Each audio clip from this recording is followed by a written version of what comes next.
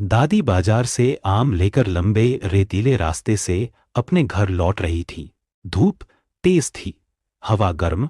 चलते चलते उनके थैले से एक पीला आम रपट कर रेगिस्तान की रेत पर गिर गया। दादी को पता ही नहीं चला और वे आगे बढ़ती रही। उस रात अचानक तेज बारिश हुई। रेगिस्तान की सूखी धरती ने पहली बार राहत की सांस ली।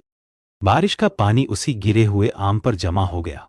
सुबह होते होते आम का बीज फूट गया और वहां एक छोटा सा पौधा उग आया। दिन बीतते गए।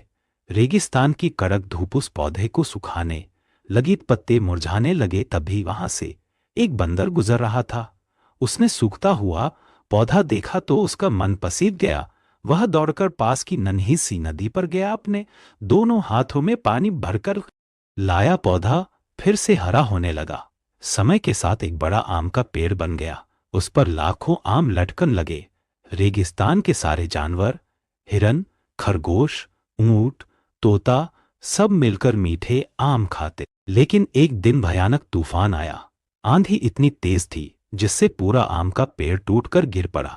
फिर सभी जानवर रोते हैं। फिर किसी ने लाइक सब्सक्राइब नहीं किया। एक किसान रामू अपने खेत में अमरूद के पेड़ लगाता है और रोज पानी देकर उनकी देखभाल करता है। कुछ दिनों बाद पेड़ों पर हरे भरे अमरूद लग जाते हैं। एक शाम पानी डालकर रामू घर चला जाता है। रात में खेत में बहुत सारे भेड़िए आ जाते हैं और अमरूद खाने लगते हैं। सुबह रामू खेत पहुंचता है और देखता है कि सारे भेड़िए उसके अमरूद खा रहे हैं। वह तुरंत रेस्क्यू टीम को फोन करता है।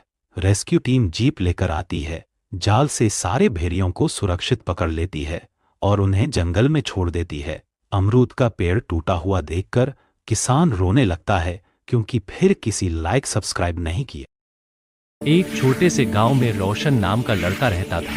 वह हर दिन नदी किनारे बैठकर पत्थरों से छोटे छोटे खिलौने बनाया करता था।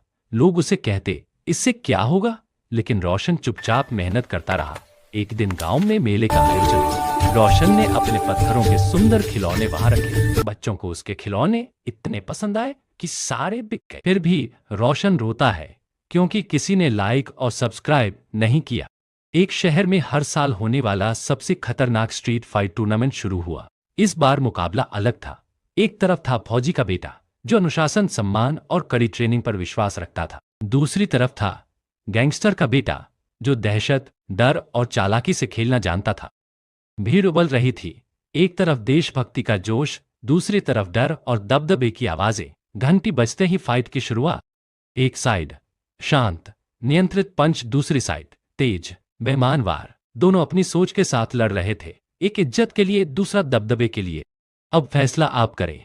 अगर आप फौजी के बेटे को जिताना चाहते हैं तो वीडियो को लाइक और सब्सक्राइब करके कमेंट में लाल दिल भेजें। अगर आप गैंगस्टर के बेटे को जिताना चाहते हैं तो लाइक और सब्सक्राइब करके कमेंट में काला दिल भेजें।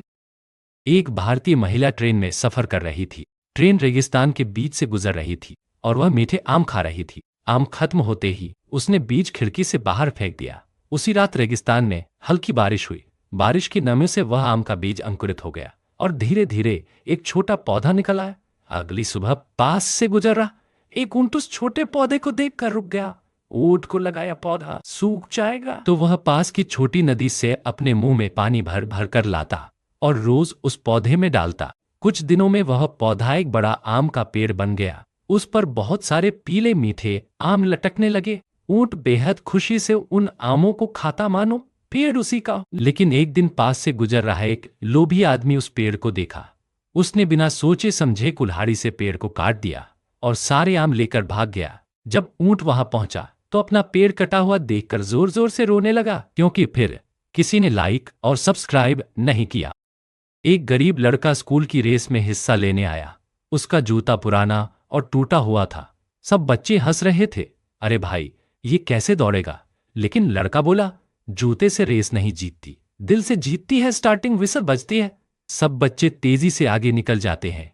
लड़का पीछे, बहुत पीछे दौड़ते दौड़ते उसका जूता पूरी तरह फट जाता है। भीड़ चिल्लाती है, रुक जा, हार गया तू।